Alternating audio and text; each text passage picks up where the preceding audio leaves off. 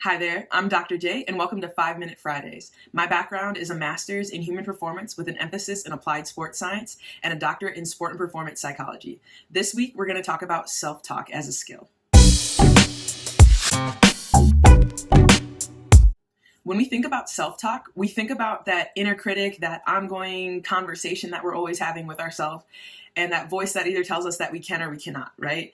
And so a few things that are very important about self-talk happen to be the frequency at which it happens, right? And this could be in any area of your life, whether we're looking specifically at sports, or we're looking at business, or we're looking at potential opportunities that might come your way. We're having this voice that's speaking to us whether it believes that we can or cannot, right? And so one of the great tasks that we have is this opportunity to work with this.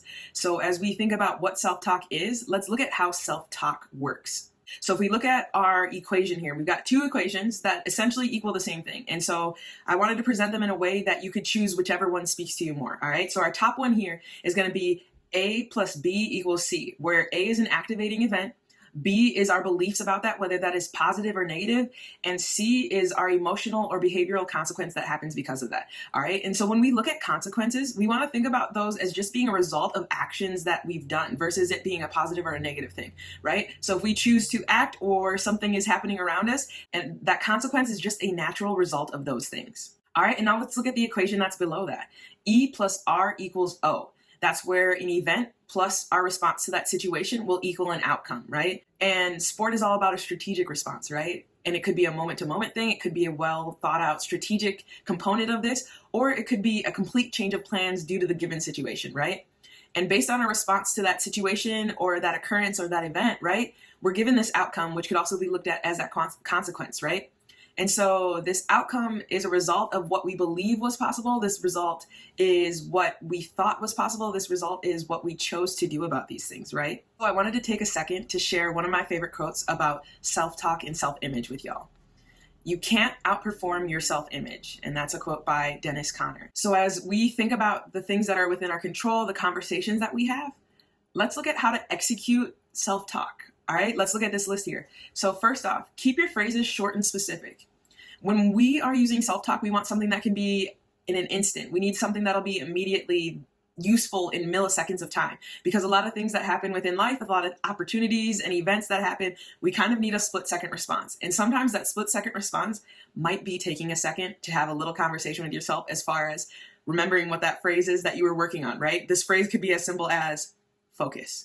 This phrase could be as complex as keep the elbow in and then work out from the center. And this could be according to your sport. So think about the things that you've been working on. Think about the things that you need to be cued on. Secondly, we want to use first person and we want to use present tense. So we need to speak in a way that these things are occurring, and we need to speak in a way that these things are actionable or possible, right?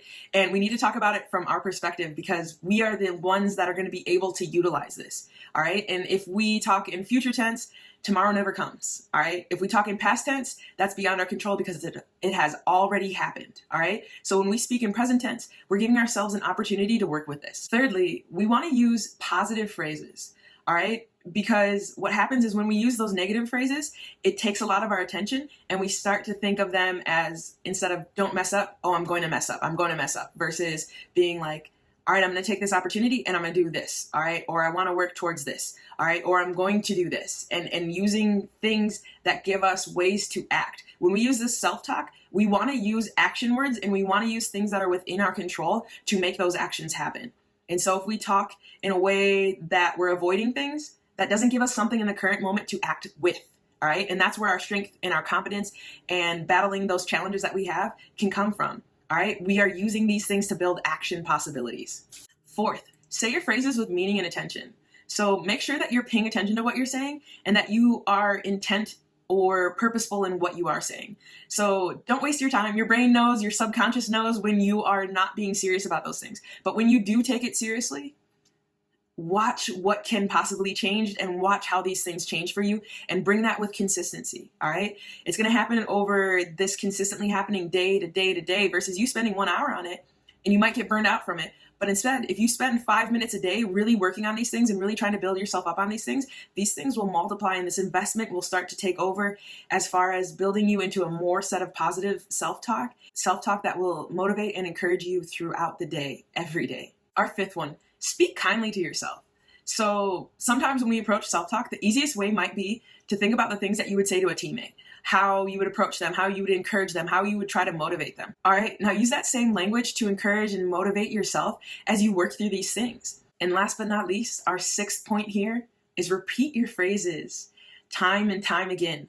All right, repetition is how we learn things. We need to be introduced to things. We need to revisit things. We need to practice things. So why would self-talk be any different? Watch this really start to unravel and really start to grow your life. So my greatest encouragement for you as you go through the next 2 weeks is spend some time thinking about what phrases or what kind of corrections that you might be already using that are valuable pieces of self-talk that you already utilize, or work on changing some of those phrases that you might have been using that might be using avoidant language where you're trying not to do something.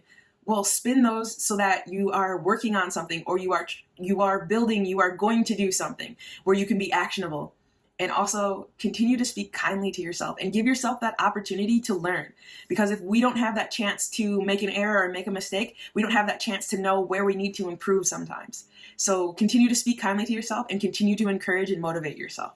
Join us next week as we look at sleep's role in athletic optimization and performance improvement in general. Thank you for joining us this week. And as always, be refined by the grind.